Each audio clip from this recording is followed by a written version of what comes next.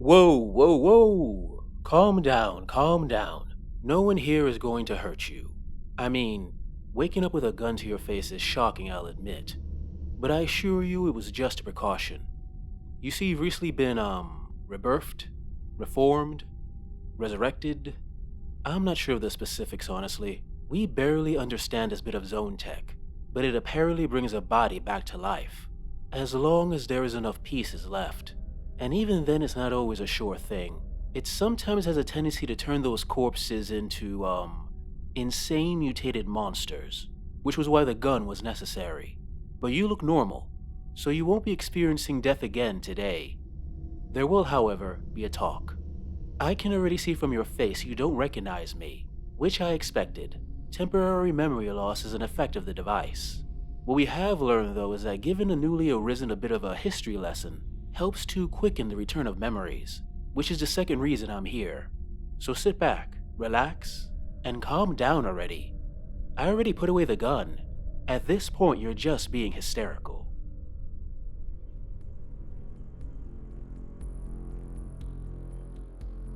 We live in a small part of an impossibly vast metallic, realm, I guess is the best way to describe it, known as Matryoshka. A place of endless vistas of constantly shifting landscapes, uncountable numbers of pipeworks and walkways, and a plethora of other features both wondrous and lethal. But more than all of that, it is alive, in a sense. And a noble intelligence guides this place. An intelligence whose hand can be felt only indirectly, for it is so vast that we are not worthy of its full attention.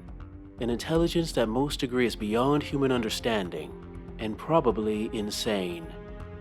As for Matryoshka's origins, there are a few theories. Many of the more primitive tribes of people that live here believe it is a great trial, a test to prove themselves worthy of living. Others believe it is literally hell, a punishment for some sin that we committed in a previous life. I'll be honest, there are times I am prone to believe that one. Living here is not easy. Those of a more scientific bent, such as us, believe Matryoshka is a metal spear that floats in an endless black void. A spear so massive it would take dozens of lifetimes, if not hundreds, to walk around it. A spear containing a number of layers known as megastrata. These megastrata are immense. The one we are currently in is estimated to be hundreds of kilometers high, if measured from its lowest point to its roof. And within it are an immense number of smaller layers and strata that contain a diverse type of environments. We would have thought that this megastrata was the whole world, but evidence we've seen shows there must be others. Perhaps hundreds, if not thousands more. Kind of makes you feel small, doesn't it? We believe that this spear was created by beings known as post-humans, ancient humans who effectively mastered science. Their knowledge so advanced that they were able to create technology beyond our understanding, Matryoshka being a prime example. After they created this spear, many believe they moved to its very center, a fabled fiery core where they live as gods, leaving Matryoshka to perform whatever task it was made to do. Whatever that task was, we can only guess it was long forgotten, for you don't have to look far to see that Matryoshka is decaying, and the best evidence of this are the dark zones. Most of Matryoshka is comprised of these dark zones, unmanaged wastelands containing wildly different environments whose purpose or placement is seemingly random and without reason. Open chemical vats, radioactive wastes, twisted pipes, crudely run factories creating apparently useless objects, strange devices that spew exotic emissions, rusted desert clouds which rain down razor-sharp fractal dust, and nanoparticles that can mutate or destroy you with a touch. And perhaps many, many more that no one has had the luck of surviving. As bad as the environment is, though, the threat of adversarial intelligences, or AI, is far worse. Some AI are simple, such as industrial machines crushing everything in their way in service of a corrupted program, or drones performing unknown and sometimes nonsensical tasks that get hostile when those tasks are interrupted. Dangerous, but easy enough to handle. It's the bigger threats you need to watch out for. There are arrangers, kilometer-long machines that you could easily mistake as part of the landscape, simply another metal mountain to climb, or uneven synthetic mass to walk across. But occasionally, those metal masses come to life, following some directive to rearrange the land around them, turning kilometers of once well-traveled landscape into a new configuration. It's why mapping any portion of Matryoshka is a fool's errand, as these machines close off old routes or open up new ones without any apparent plan or purpose, leaving behind a mess of dangers that anyone crossing those paths will have to rediscover. There are Marauders, a strange humanoid AI race that are extremely hostile and wear an assortment of armor, ornamentation, and clothing. They worship these strange black megaliths that can occasionally be found in the megastrata, and use techno-beasts, biomechanical creatures of their own design that are just as hostile as they are. But the most dangerous form of AI you'll find are the immunocytes, creatures that seem to have no other purpose than the annihilation of any sentient life they come across. They can be seen waiting in ambush for unlucky travelers, or patrolling large swaths of the dark zones, always on the lookout for those they consider prey, which is everyone. What makes them even more dangerous is how much of a threat they can grow into, a small infestation turning into a full-blown horde. So much so that even the largest and most well-defended enclave can become a ruin as waves of immunocyte harvesters and reapers assault their walls, or worse, whole sections of a zone can be destroyed by the attacks of powerful immunocyte behemoths, or the rarer but extremely dangerous metademons. As bad as all of that is, it may not be the worst thing about them. Many believe that the immunocytes are the literal immune system of Matryoshka, the spear's inner defense removing the infection that is us. If that's true, it shows our people may never know peace, as the very land wants us dead. Despite all these dangers, there is also plenty of opportunity.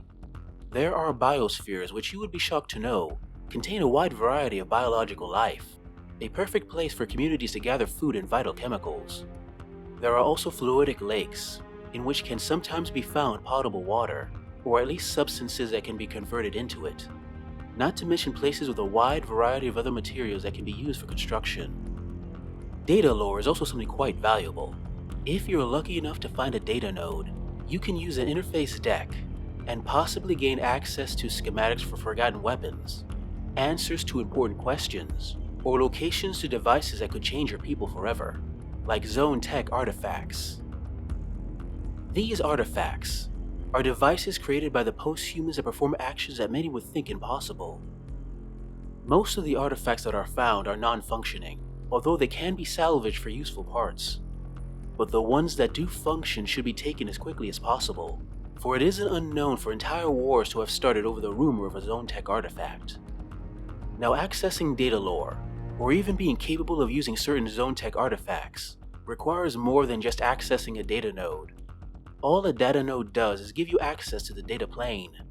It is a virtual land of pure information within Matryoshka, and every person that enters it describes it differently, as if the look of the data plane changes to whatever makes it easiest for the individual to understand it. This data plane permeates every part of Matryoshka, and there are many born with low-level access to it within their blood, allowing them to see symbols or sense things in the real world that others might not be able to see, as if there was a digital overlay over reality. Of course, finding these artifacts, or accessing these data nodes in search of data lore, can't be done by most. It takes a certain type of people capable of facing the dangers of the dark zones in pursuit of these treasures, people known by most as zoneraiders. Now, there are many types of zoneraiders you will find traveling in these dark zones, and their makeup and goals are usually dependent on the type of community or peoples they come from. Technomads are human tribes that live exclusively in the dark zones. They are generally nomadic in nature, constantly moving from one part of the dark zone to the next, instead of taking the risk of staying in one location for too long.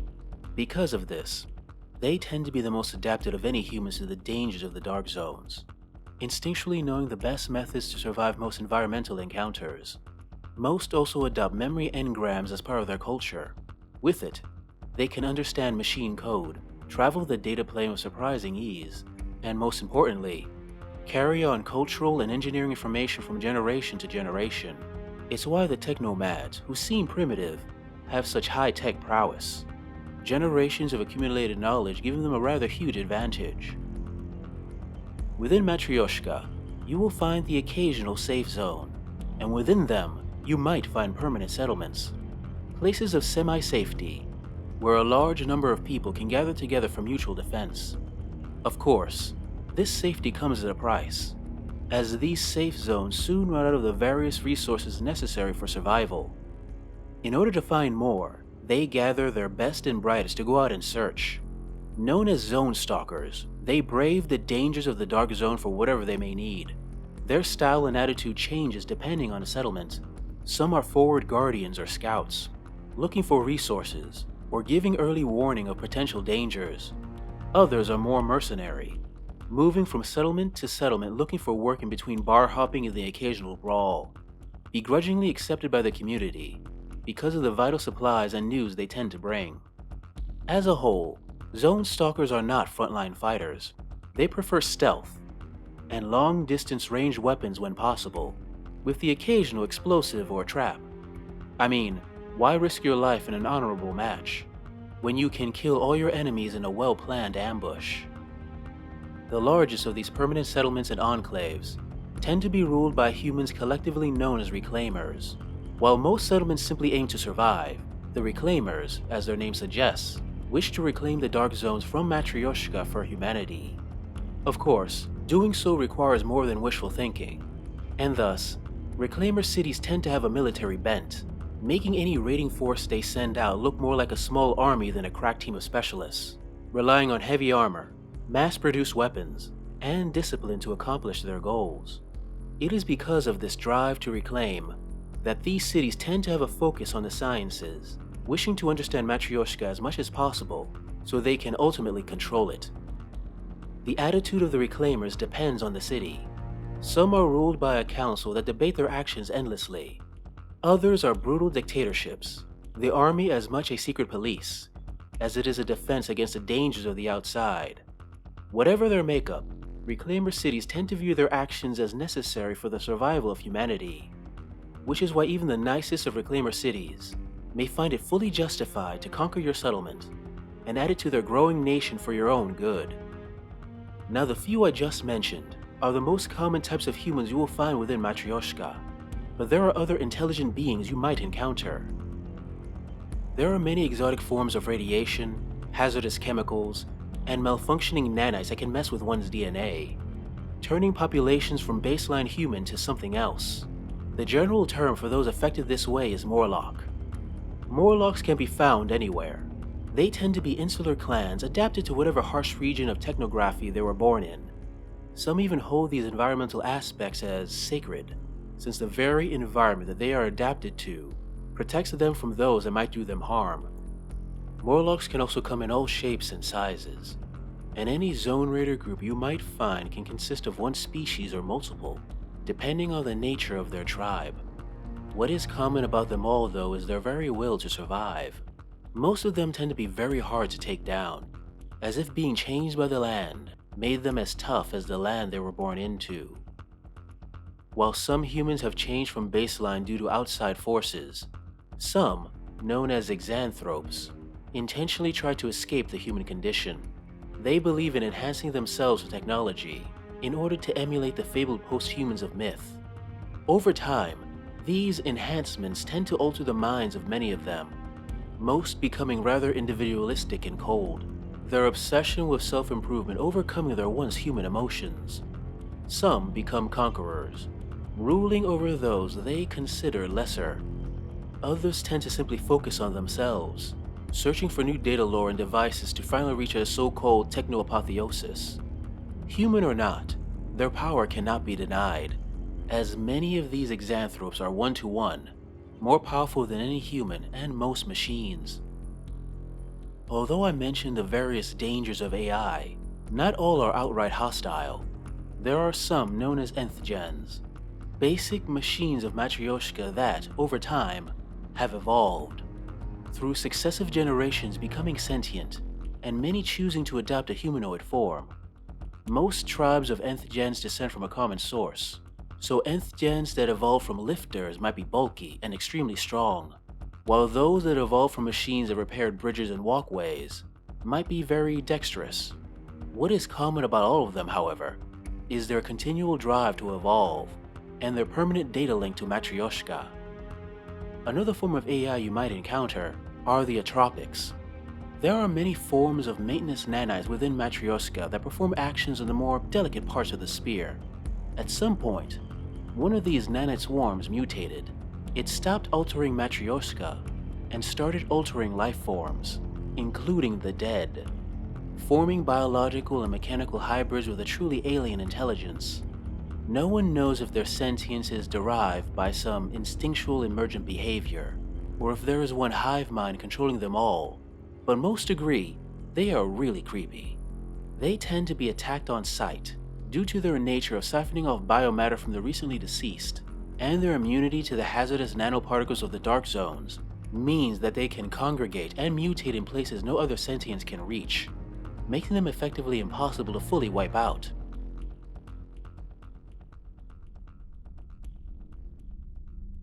Alright, that's enough for now. Your memory should return in a day or two, and then you can give us a full debriefing on what exactly killed you. Oh, and one more thing. I'm glad I didn't have to shoot you. Your partner would have had my head if I had to put you down. And unlike you, I'm not so eager to see how well my corpse would do in the artifact. Anyway, see you later, and try not to die again.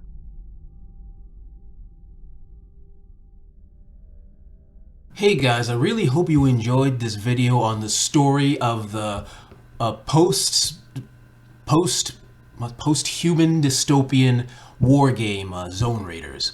As far as I know, it's a beautifully written book that, as far as I know, was a project by one dude, Tony Zhao, which is amazing. It's very well written. The art in it that he's got grabbed for it is just fantastic, and overall it was just a really fun read.